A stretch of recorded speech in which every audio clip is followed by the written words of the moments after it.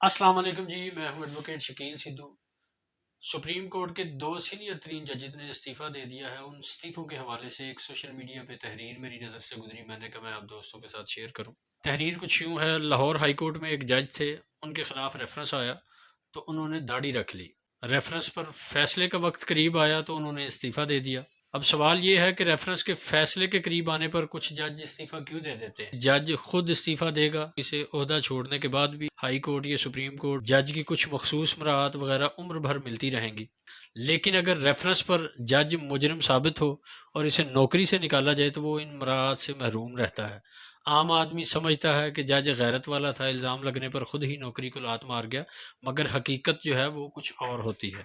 اسی لیے سب سے بڑا مسئلہ یہ ہے کہ جب یہ پکڑے جاتے ہیں تو استعفیٰ دے کر چلے جاتے ہیں اور ہر چوری بچا لیتے ہیں۔ ہمارے ملک کا المیہ بھی یہ ہے کہ ہماری جوڈیشری پاکستان کی سول اسٹیبلشمنٹ سے لے کے ملٹری اسٹیبلشمنٹ، ہمارے سیاستدان، ہمارے بیوروکریٹس، ان سب کو کٹہرے میں لا کر کھڑا کرتی ہے، ان سے سوال و جواب کرتی ہے، ان کی اکاؤنٹیبلٹی کرتی ہے، اور جب خود ان کو اکاؤنٹیبل ٹھہرایا جاتا ہے، ان سے احتساب کی بابت کو بات پوچھی جاتی ہے یا سپریم جوڈیشل کونسل میں ان کے خلاف ریفرنس آتا ہے، تو پھر یہ جمہوریت کے چیمپئن اور ہر شخص کو قانون کے سامنے اکاؤنٹیبل ہونے کا درس دینے والے خود کیوں بھاگ جاتے ہیں؟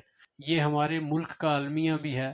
ان مسئلوں پر ایسے اشخاص بھی آ کر بیٹھ گئے ہیں جو کہ اپنے ایک بینک اکاؤنٹ کا حساب نہیں دے سکتے، لیکن ملکی معیشت ہو، ملک کے فارن افیئرز ہوں، ملک کے انٹرنل ایشوز ہوں، ملک میں انویسٹمنٹس وغیرہ کے معاملات ہوں، بڑی معذرت کے ساتھ ہمارے کچھ ججز اپنی ٹانگ اڑانا عین ثواب دارین سمجھتے ہیں۔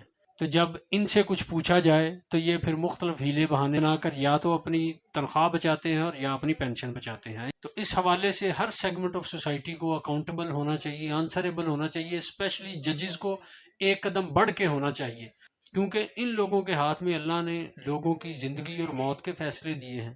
یہ ایسے لوگ ہیں جنہوں نے لوگوں کے بنیادی مسائل حل کرنے ہوتے ہیں، لوگوں کے حقوق ان کو دلوانے ہوتے ہیں، لیکن اگر یہ لوگ ڈس آنسٹ ہوں گے یا لوگوں کا ان کے اوپر اعتماد نہیں ہوگا تو پھر ہمارا سسٹم کیسے چلے گا؟